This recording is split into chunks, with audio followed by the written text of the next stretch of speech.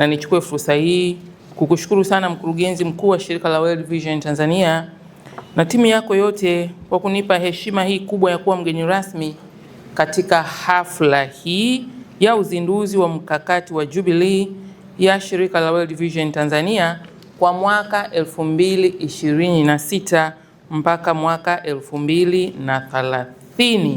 Na wapongeza sana kwa tukio hili kubwa la kihistoria.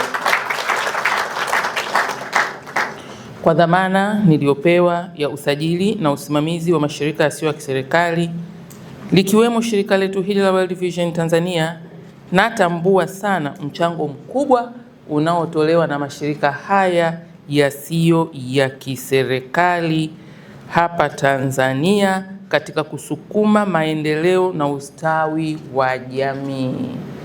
Niseme kabla ya tukio hili nilipata fursa ya kutembelea baadhi ya miradi ya World Vision katika wilaya za Korogwe na Pangani mkoani Tanga. Na mfano katika wilaya ya Korogwe nimejionea kazi nzuri kubwa sana inayofanywa na shirika hili katika kuwezesha kwa uchache yafuatayo: vikundi vya wanawake na vijana vinavyojishughulisha na uzalishaji mali na biashara ndogo ndogo ambavyo vina lengo la kuimarisha kipato na ustahimilivu wa kiuchumi katika kaya. Aisee, nimekutana na wanawake na vijana wameimarika, wanaongea kwa kujiamini, wanafanya vitu vikubwa, wana confidence. Mimi hadi imenifanya niseme aisee, katika miaka mitano hii ijayo ya utekelezaji lazima tushirikiane na nyinyi ili tupate vijana wengi kama hao na wamama wengi kama hao.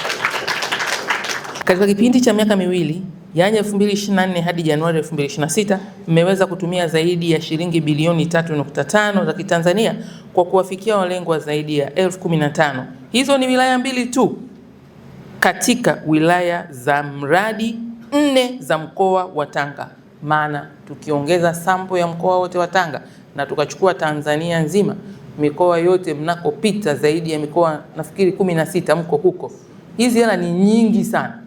Ni nyingi kiasi kwamba shuhuda ambazo tumeendelea kuzisema hazijatosha kuweza kuiweka World Vision kwenye ramani ya washirika wazuri wanaoisaidia Tanzania. Hii kazi tutaifanya, Tanzania isikie iko World Vision inatimiza miaka 45 sasa, si mchezo, mambo yake ni hatari sana. God bless World Vision, Mungu ibariki mkakati wa Jubilee wa World Vision, mfuko wa mtoto kwanza na mpango wa maji na usafi vinatupa jukwaa la kuungana na kuchangia kikamilifu maendeleo ya taifa kwa umoja wetu. Kwa niaba ya serikali, napenda kutoa wito kwa wadau wote kokote walipo wa aina zao mbalimbali kushiriki kuchangia jitihada hizi katika kuimarisha ustawi wa maendeleo ya jamii kwa ujumla kwa namna mtakavyoona inafaa. Kwa pamoja tunaweza kujenga Tanzania ambapo kila mtoto anakuwa na afya njema, analindwa dhidi ya ukatili, anakuwa na mazingira bora ya kujifunza na anastawi katika familia yenye upendo na hofu ya Mungu. Hivyo, asanteni sana World Vision kwa dhamira yenu ya mfano ulio imara utakaodumu vizazi na vizazi. Na wapigia makofi tena jamani.